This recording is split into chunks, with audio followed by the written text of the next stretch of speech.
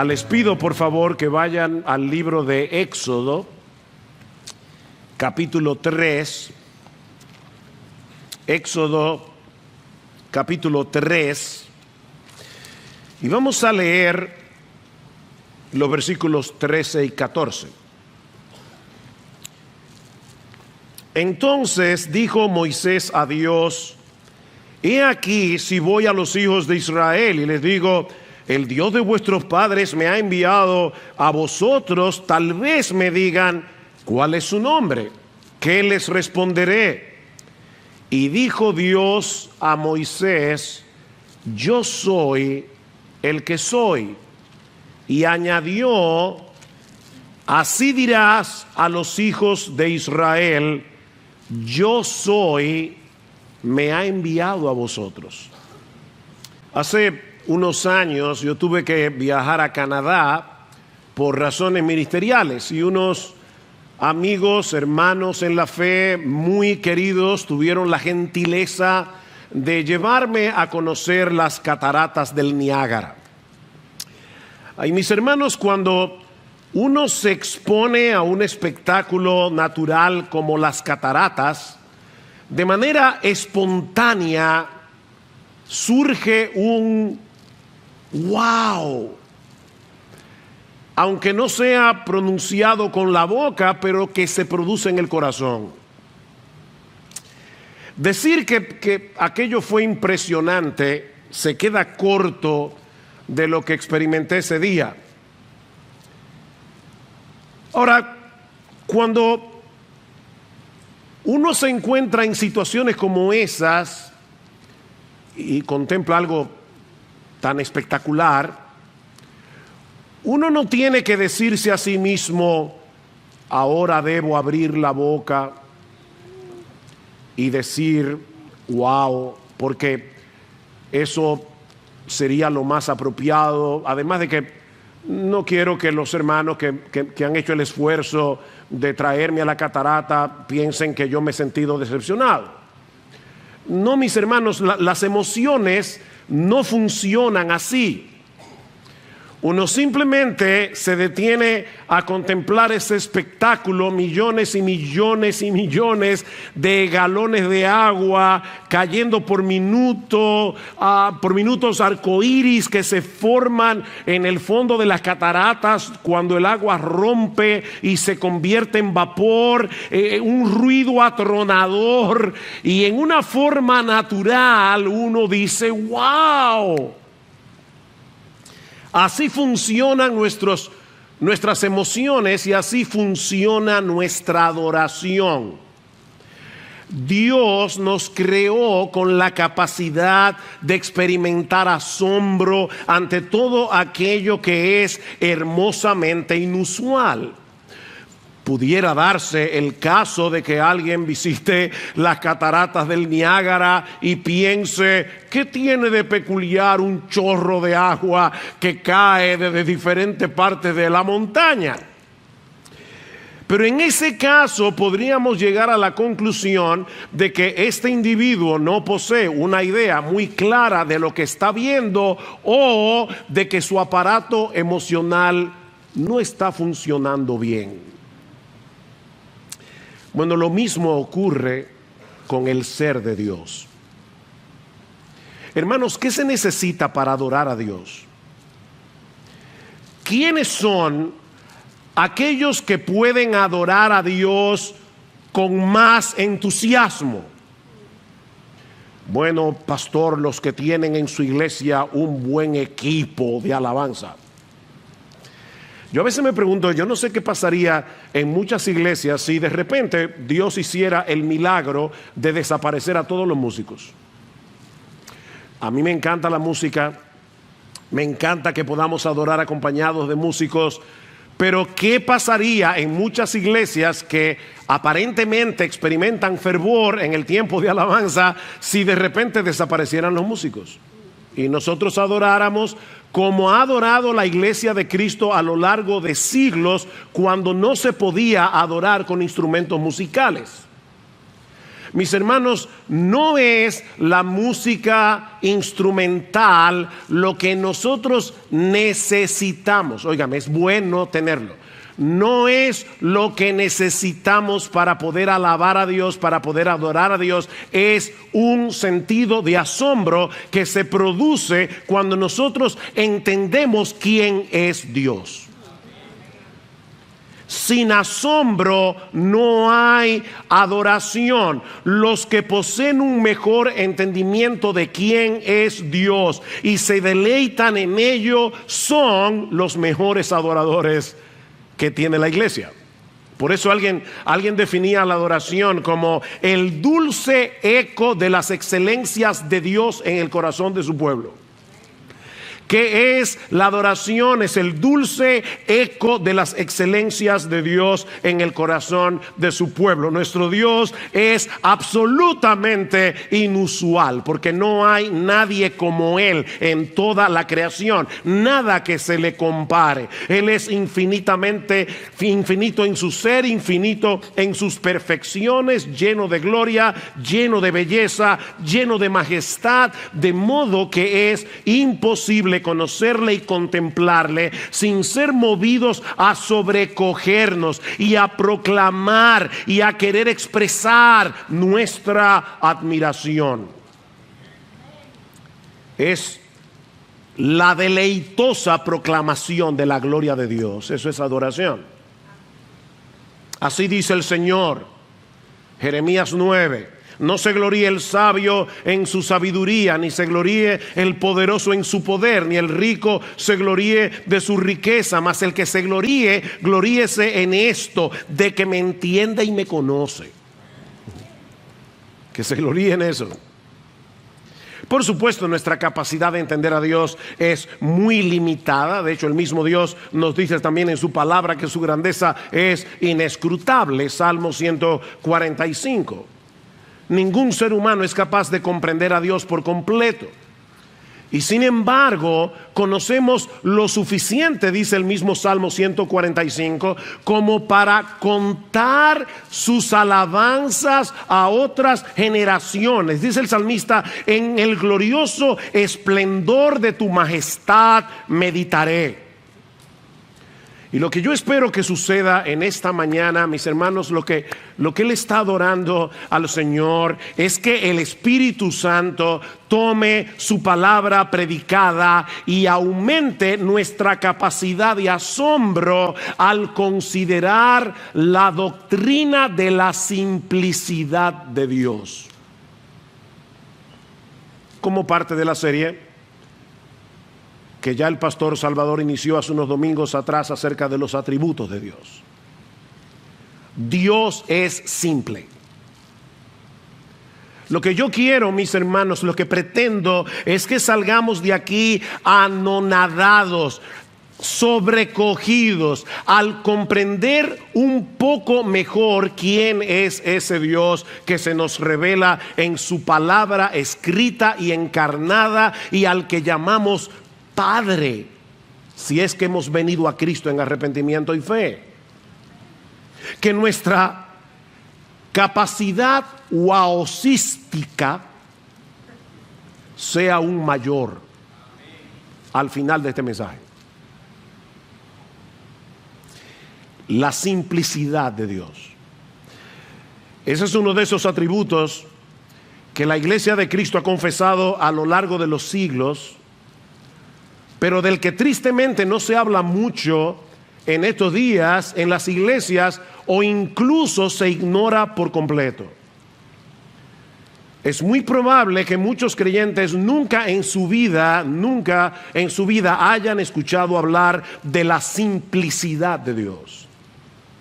Y que incluso algunos se sientan extrañados al escuchar que Dios es simple. No solo extrañados, ofendidos posiblemente con la declaración de que Dios no es un ser complejo. Dios es simple. Por eso me adelanto a decir que al afirmar la simplicidad de Dios, y créanme hermanos, yo voy a hacer todo lo que esté a mi alcance, ¿verdad?, para que esto se pueda comprender. Pero al afirmar la simplicidad de Dios, no estamos diciendo que Dios sea simplista. Hay una diferencia abismal entre una cosa y otra. Por ejemplo, el libro de Proverbios nos advierte que no podemos ser simples, ¿verdad?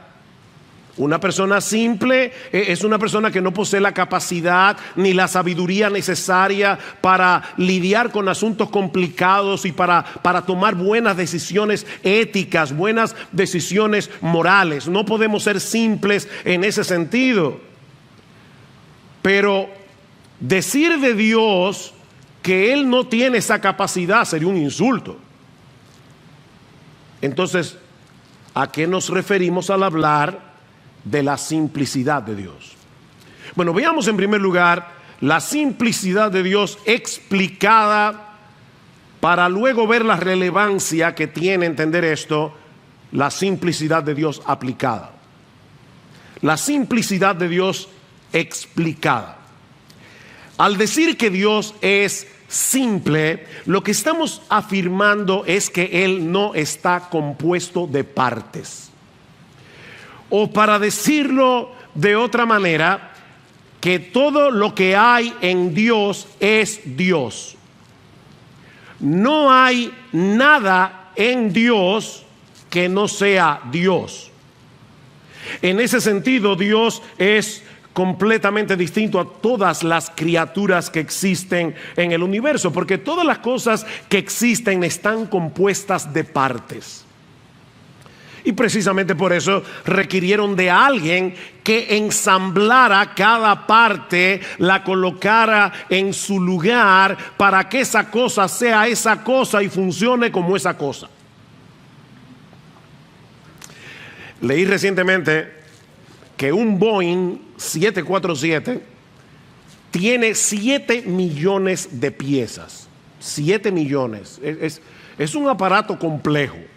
Y si una de esas piezas, por pequeña que sea, se daña, puede ser que el avión no pueda volar. De hecho, cuando estábamos ahora, hace poco, en la conferencia de Mujer Verdadera en la ciudad de Guadalajara, no pudimos volar el día que estaba pautado porque el avión tenía una pieza dañada y esa pieza no llegó a tiempo para que nosotros pudiéramos irnos en ese mismo día. Una pieza pequeña puede hacer que un avión no despegue de la pista.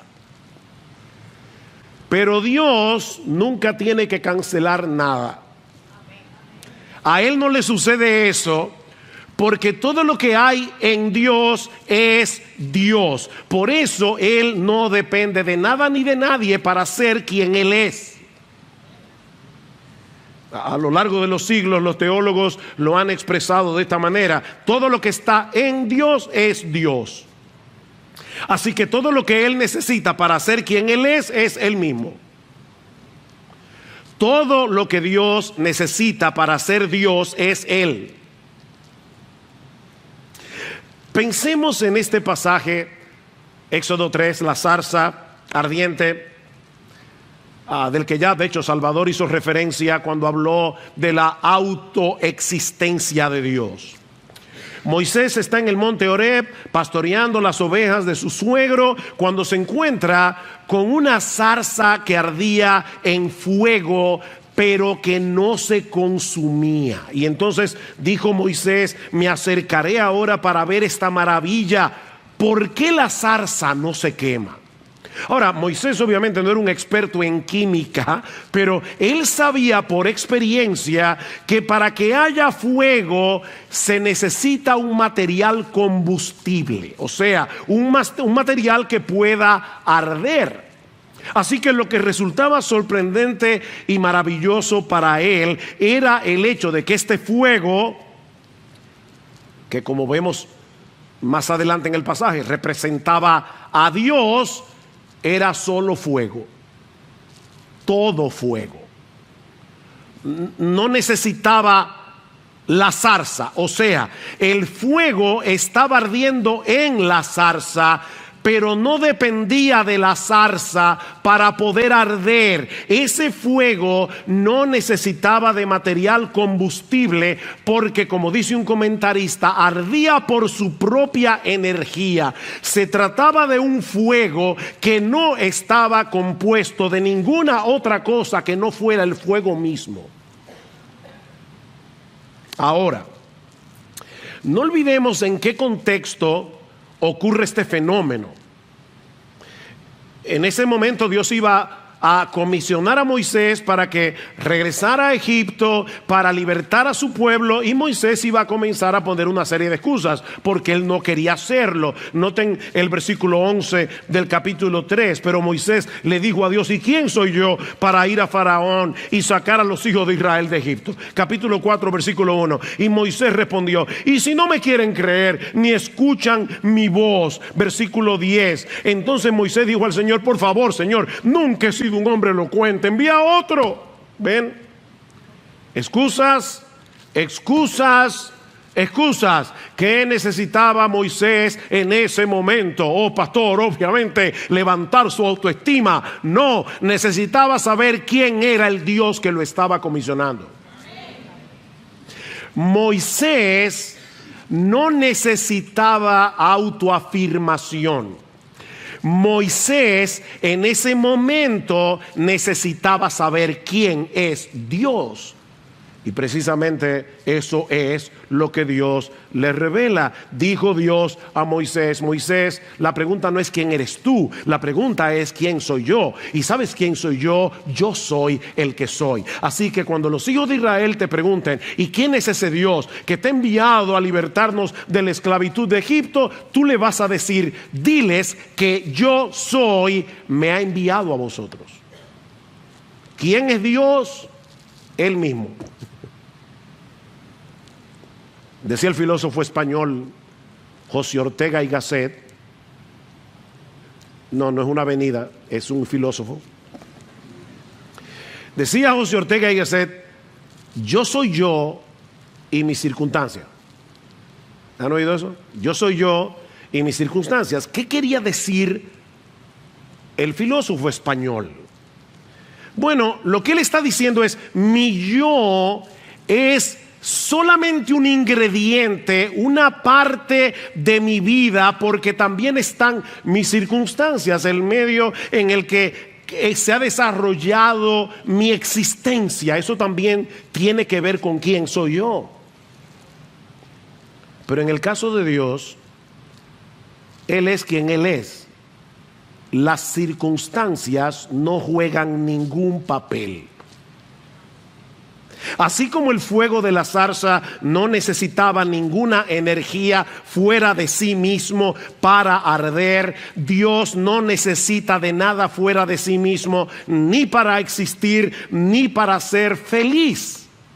Y era ese Dios autosuficiente, absolutamente independiente, la fuente de todo ser y de toda vida, el que estaba enviando a Moisés a liberar al pueblo. Dios no necesitaba a Moisés para hacer su obra, pero todo lo que necesitaba Moisés era a Dios. Dios no necesitaba a Moisés, ni a ti, ni a mí, ni a nadie. Pero tú, yo y Moisés necesitamos a Dios. ¿Se dan cuenta, mis hermanos, que esta no es una enseñanza meramente académica que deba reservarse únicamente para los teólogos? Esta es una verdad esencial acerca del ser de Dios que los creyentes necesitamos conocer para alimentar nuestra confianza y nuestra admiración por Él. Nuestro Dios es quien Él es, porque todo lo que hay en Dios es Dios mismo. Él no está compuesto de partes. Ahora, consideremos por un momento, primero, lo que eso implica en cuanto a los atributos de Dios, y en segundo lugar, lo que eso implica para la doctrina de la Trinidad. Los atributos de Dios. La Biblia dice que Dios es amor, santidad, justicia, bondad, omnipresente, omnipotente, omnisciente, eterno, inmutable y todo lo demás. Pero eso no quiere decir que cada uno de esos atributos sea una parte de Dios. Como si Dios estuviera compuesto de un 30% de amor, 20% de santidad, 20% de justicia, 30% de poder. Los atributos de Dios, y créanme hermanos, ténganme paciencia, ustedes van a entender en un momento por qué esto es tan importante. Los atributos de Dios no son una parte de su esencia, sino que la esencia simple de Dios es todo eso en sí misma: amor, bondad, santidad, justicia, omnipotencia, etc. Tal vez nos ayude a hacer una comparación aquí. Seguramente todos nosotros hemos conocido a personas que son sabias y a personas que no lo son. ¿Sí o no? Sí. Bueno, la sabiduría no es una parte esencial de nuestra humanidad. O sea, se puede ser humano y no tener ni una pizca de sabiduría. ¿Sí o no? Sí. Se puede carecer de bondad. Hitler era ser humano, y Stalin,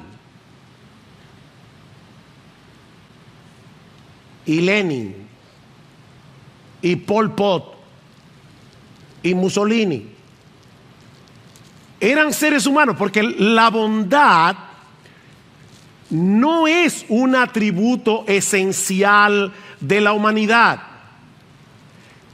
Pero no en el caso de Dios. Él no puede perder ninguno de sus atributos, porque cada uno de ellos es parte de su esencia única y simple. Por eso es que la Biblia dice en 1 de Juan capítulo 4 versículo 8 que Dios es amor. Dios es amor. No es que Dios tiene la capacidad de amar, no es que Dios ama, no, es que la naturaleza misma, la esencia misma de Dios es amor. El amor realmente es Dios, y Él ha dado al hombre la capacidad, por ser hechos a la imagen y semejanza del Señor, de poder amar relativamente, pero Él es absolutamente amor. Él es luz. No es que Él tiene santidad, es que Él es la santidad. Y lo mismo podemos decir del resto de sus atributos. Por eso decía el teólogo Sinclair Ferguson que en última instancia Dios tiene un solo atributo: su divinidad. Uno solo. ¿Cuál es el único atributo de Dios? Que Él es Dios. Y Dios, en su esencia, es todo eso: amor, santidad, justicia, poder. Otro ejemplo que puede ayudar. Pensemos en un rayo de luz pasando por un prisma. Como probablemente ustedes saben, en 1666 el matemático y científico británico Isaac Newton descubrió que si un rayo de luz pasa a través de un prisma de vidrio, se dividía en los 7 colores del arco iris: rojo, naranja, amarillo, verde, azul, índigo y violeta. Ahora fíjense, esa luz blanca ya contiene dentro de sí todos esos colores, pero la identidad individual de cada uno de ellos no se hace visible hasta que pasa a través del prisma. El prisma separa los colores y nos permite apreciarlos, pero en realidad, no lo olviden, es un rayo de luz blanca. Bueno, mis hermanos, de la misma manera, cuando la gloriosa, majestuosa, hermosa, maravillosa esencia divina llega a nosotros a través del prisma de su palabra, a través de su revelación, nosotros podemos apreciar los diversos colores de esa esencia única de Dios. Y entonces vemos que Dios es amor, bondad, justicia, santidad, omnipresencia, omnisciencia, omnipotencia, inmutabilidad, eternidad, pero un solo rayo de luz. Por eso Agustín de Hipona hablaba de la simple multiplicidad de Dios. La simple multiplicidad de Dios. Necesitamos el prisma de las Escrituras para que ese potentísimo rayo de luz de la esencia divina pueda ser apreciado en diversos colores, porque de lo contrario, mis hermanos, nosotros no podríamos entender a Dios. Tú y yo no podemos entender cómo es posible que haya un ser simple, no lo entendemos. Por eso alguien decía, un teólogo que hizo su tesis, su PhD en la simplicidad de Dios, él decía, no hay una cosa más complicada que explicar la simplicidad de Dios. Eso rompe la cabeza de cualquiera. No podemos entender eso. Todos esos atributos son una parte esencial de su naturaleza. Es precisamente por eso, mis hermanos, que Dios es inmutable. Dios no cambia. Y otra vez nos ayuda a pensar en nosotros los seres humanos. Una persona puede en un momento dado comportarse con cierta bondad y en otro momento dado ser un mezquino. Nosotros no somos lineales. No siempre somos todo amor, toda bondad, toda compasión. Porque recuerden, la bondad no es una parte esencial de nuestra humanidad. Pero Dios no puede dejar de ser bueno. Es imposible. Si Dios dejara de ser bueno, se autodestruyera. Porque es que la esencia de Dios, la única que Él tiene, es bondad, es santidad, es amor, es justicia, es poder. Dice el salmista en el Salmo 90, Señor, tú nos has sido refugio de generación en generación, antes que naciesen los montes y formases la tierra y el mundo, desde el siglo y hasta el siglo, desde la eternidad y hasta la eternidad, tú eres Dios. Tú eres en eterno presente, tú eres Dios. Él siempre es el mismo. Dios no puede ser menos de lo que es, ni tampoco más. Si yo le dijera a mi esposa, la quiero piropear, y le digo, hoy tú eres mejor que cuando nos casamos, sería un piropo. Si tú le dices a Dios que Él es hoy mejor que ayer, es un insulto. Ustedes no se han dado cuenta que a ningún salmista se le ocurre alabar a Dios y decir, wow, Señor, tú ahora eres mejor. Es que Dios no puede ser mejor de lo que Él es ya. Es imposible, porque Él ya es absolutamente bueno, absolutamente amoroso, absolutamente santo, absolutamente justo, etc.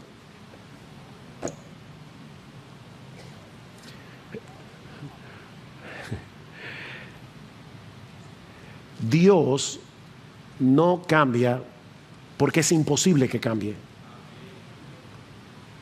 Es imposible, porque todo eso es su esencia.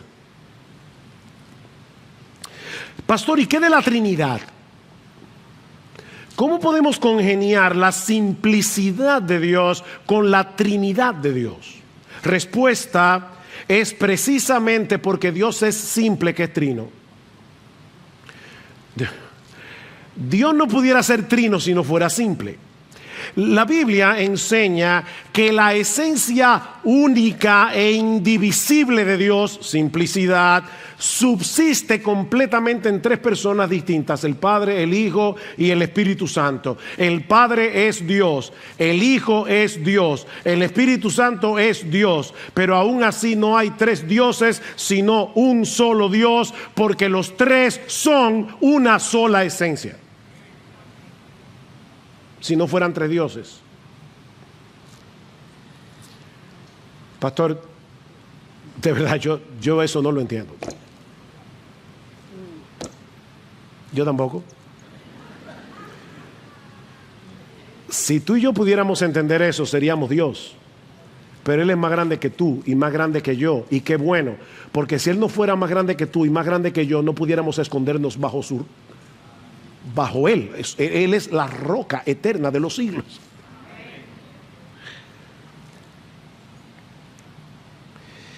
Jamás podremos entender con nuestra mente finita la Trinidad de Dios, pero esa es una verdad que Dios ha revelado en su palabra. Ahora, eso no significa, y aquí es que viene la parte importante, que Dios está compuesto de tres partes llamadas Padre, Hijo y Espíritu Santo. Un tercio el Padre, un tercio el Hijo, un tercio el Espíritu Santo. Como si cada una de las personas de la Trinidad poseyera un tercio de la esencia divina. De hecho, una vez escuché a alguien lamentablemente decir que la Trinidad, eso es fácil, se puede comparar con el huevo.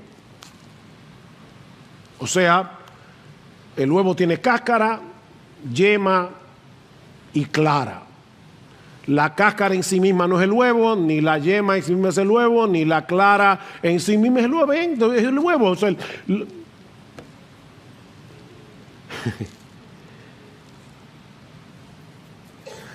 eso equivaldría a decir que cada persona de la Trinidad no es Dios en sí mismo. Es un tercio de Dios. Como si tuviéramos que sumar a las tres personas para tener la esencia completa de Dios.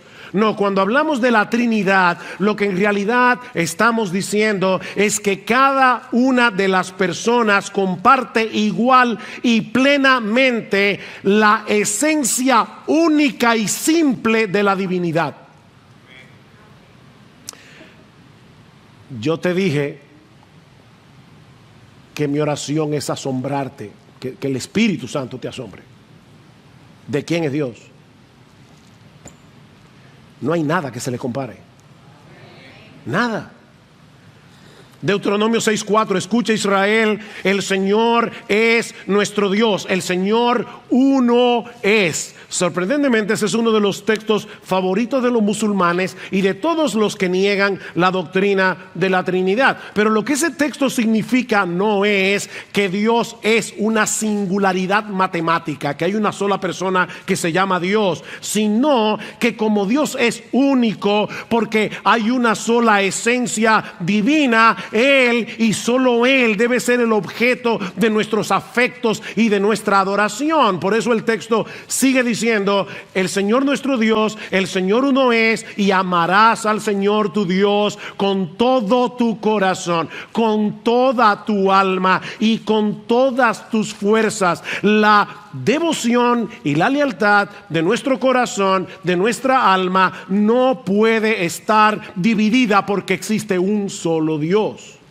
Eso es lo que significa Deuteronomio. Sin embargo, es interesante notar que la palabra hebrea que se traduce como uno en Deuteronomio capítulo 6, Jehová nuestro Dios, el Señor uno es. Esa es la misma palabra que aparece en Génesis capítulo 2, versículo 24, para decir que en el matrimonio un hombre y una mujer, dos personas, en el matrimonio vienen a ser una sola carne. ¿Ven?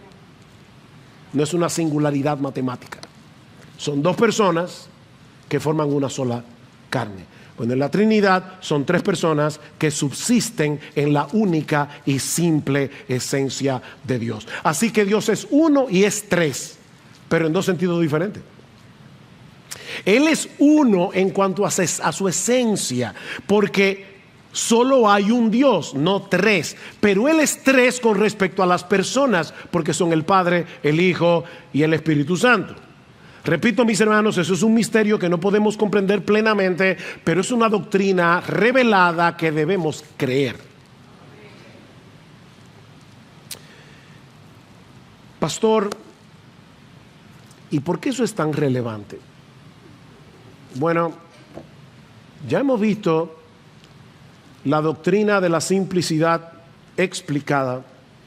Vemos ahora la doctrina de la simplicidad aplicada. Y créame, tuve que debatirme en cuanto a cuántas aplicaciones traer. Voy a limitarme a 4.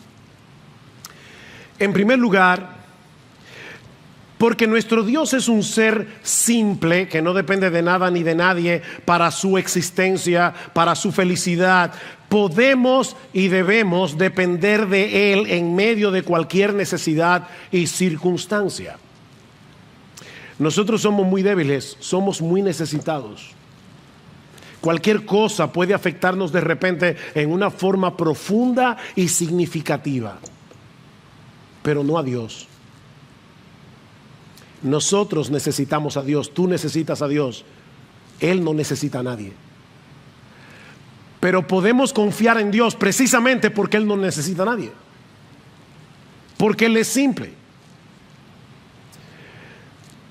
Como ustedes saben, el viernes 12 de mayo, mi esposa y yo participamos de una celebración que fue muy importante, de mucho gozo para nosotros.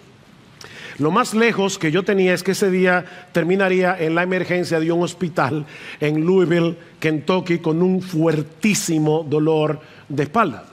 Esa fue la celebración. Reflexionando después acerca de este incidente, yo decía, Señor, de verdad yo quiero tratar de entender, yo no necesito entender, pero yo quisiera como entender por qué pasó esto, qué tú me quieres enseñar. Y varias cosas vinieron a mi mente en ese momento. Por un lado, que en este mundo caído definitivamente no existe la perfecta felicidad. No existe. Por otro lado, que siempre debo estar profundamente agradecido con mi Señor y mi Salvador cuando estaba en el momento más agudo del dolor, estaba privado del dolor. Yo solo podía pensar, mi Señor Jesucristo se hizo hombre y Él decidió tomar ese lugar, ese dolor que es infinitamente superior a este, para que yo fuera salvo. Y eso de verdad produjo mucha gratitud en medio del dolor. Por otro lado, pensé definitivamente, solo Dios puede ser nuestra completa satisfacción. Pero otra de las enseñanzas que yo saqué ese día es que solo Dios merece la gloria por todos nuestros logros, porque nosotros somos demasiado frágiles. Solo Dios merece la gloria, pero qué bueno, mis hermanos, que dependemos de un Dios absolutamente autónomo, un Dios que no necesita de nada ni de nadie fuera de sí mismo para ser quien Él es y para ser absolutamente feliz. Dice en Isaías capítulo 49, porque yo soy Dios y no hay otro Dios y nada hay semejante a mí, que anuncio lo por venir desde el principio y desde la antigüedad, lo que aún no era hecho, que digo, mi consejo permanecerá y haré todo lo que yo quiero. Ni tú ni yo podemos decir, yo voy a hacer lo que yo quiero. Porque una cosita minúscula que no se ve te puede postrar en una cama. Pero no a Dios. Podemos y debemos depender en todo de ese Dios, porque Él hace todas las cosas según el designio de su voluntad. Como dice en Efesios 1:11, su voluntad prevalecerá, mis hermanos, porque Él no necesita buscar nada fuera de sí mismo para hacer lo que Él se ha propuesto hacer. En segundo lugar, porque Dios es un ser simple, debemos vivir con la conciencia. Debemos vivir con la conciencia de que Él está plenamente presente en todo lugar con todos sus atributos. Es un ser simple. La semana que viene me toca predicar sobre la omnipresencia de Dios. Ahora les adelanto que lo que eso significa no es, niños, Cuando Dios, la Biblia dice que Dios es omnipresente, lo que eso significa no es que Dios es grandote, grandote, grandote, tan grandote que Él llena todo el espacio. No. Lo que eso significa es que todo Dios está en todo lugar al mismo tiempo. Porque Él es una sola esencia. Todo Dios está en todo lugar. Salmo 139, delante y detrás me rodeaste y sobre mí pusiste tu mano. Tal conocimiento es demasiado maravilloso para mí. Alto es, no lo puedo comprender. ¿A dónde me iré de tu espíritu y a dónde huiré de tu presencia? ¿Sabe lo que dice el texto hebreo? ¿A dónde huiré de tu cara? Dice el texto hebreo. Estamos todo el tiempo en la cara de Dios. Ahora mismo puede ser que una hormiga esté pasando por aquí debajo, atrás, y yo ni cuenta me estoy dando de eso, porque yo tengo que poner mi cara ahí para poder verlo. Pero nosotros estamos todo el tiempo en la cara de Dios, porque Él es un ser simple. Si subiera a los cielos, allí estás tú, todo tú. Y si en el Seol hiciere mi estrado, he aquí, allí estás tú, todo tú. Si tomare las alas del alba y habitar en el extremo del mar, aún allí me guiará tu mano y me asirá tu diestra. Mis hermanos, Dios no está difuminado, Dios no está diluido por el espacio, como si por aquí estuviera algo de su amor y por aquí estuviera algo de su santidad y por allá estuviera algo de su poder y por el otro lado estuviera algo de su justicia. Todo Dios en todo lugar al mismo tiempo. Si eso no te asombra, yo no sé cómo asombrarte. Dicen Joel Beeke y Paul Smalley, vivimos constantemente en la presencia del Dios infinito, eterno e inmutable, de sabiduría, poder, justicia y amor. Lo que eso quiere decir en la práctica es que debemos vivir en temor reverente, confianza y esperanza todo a la vez. Temor reverente, confianza, esperanza, porque Él está plenamente presente en todo lugar con todos sus atributos. Mis hermanos, debemos suplicarle a Dios en oración que nos ayude a estar conscientes de esta realidad. Sobre todo cuando estamos inmersos en nuestra vida cotidiana. Nosotros podemos estar haciendo la cosa más trivial del mundo y aún la estamos haciendo en la cara misma de Dios. Como también podemos estar en una profunda aflicción y consolarnos con el hecho de que todo Dios está allí con nosotros en ese momento. En tercer lugar, porque nuestro Dios es un Dios simple, en dependencia del Espíritu Santo, debemos cultivar todas las virtudes que nos hacen semejantes a su carácter. Todas las virtudes. Dios no es más amoroso que santo, ni más santo que bondadoso, ni más compasivo que justo. Recuerden, es un rayo, un solo rayo, una única esencia, que es todo eso a la vez. Y Él nos hizo a su imagen y semejanza. Es verdad que el pecado distorsionó la semejanza de Dios en nosotros, pero Cristo vino a restaurar esa imagen, de manera que los cristianos no podemos darle más importancia a algún aspecto del carácter de Dios por encima del otro.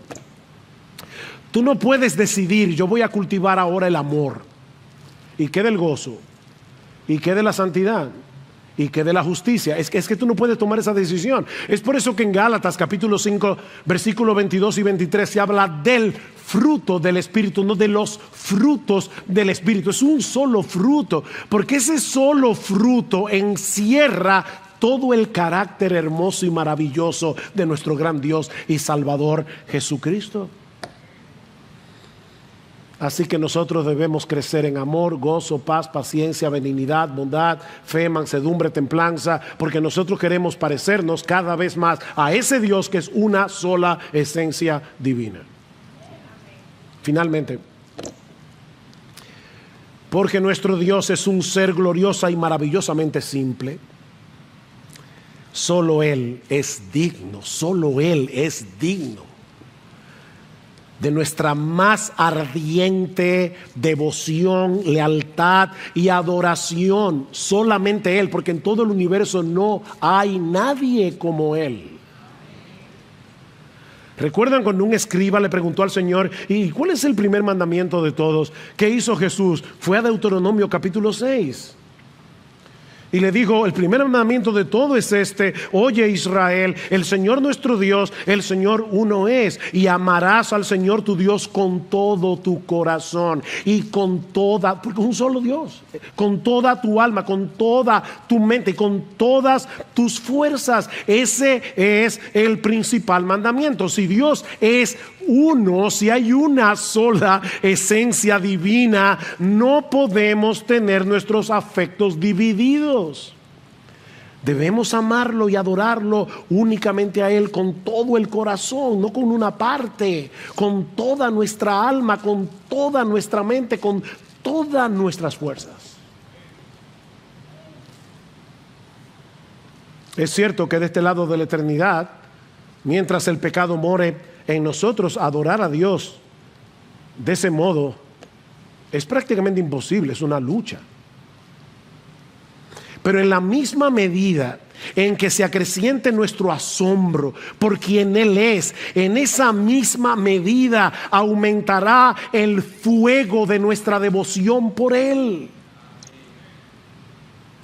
Recuerda, mi hermano, mi hermana, que la adoración es el dulce eco de las excelencias de Dios en el corazón de su pueblo.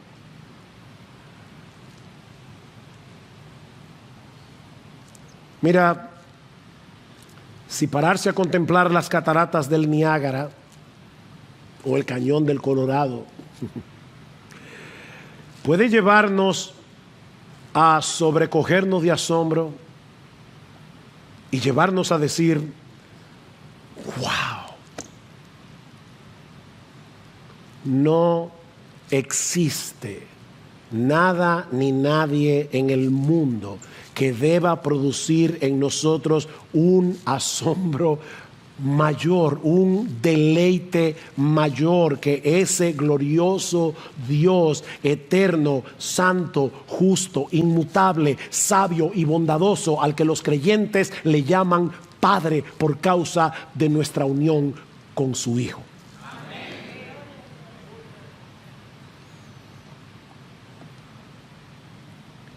Mira, mi amigo, si tú estás aquí sin Cristo, de verdad, tú eres digno de lástima.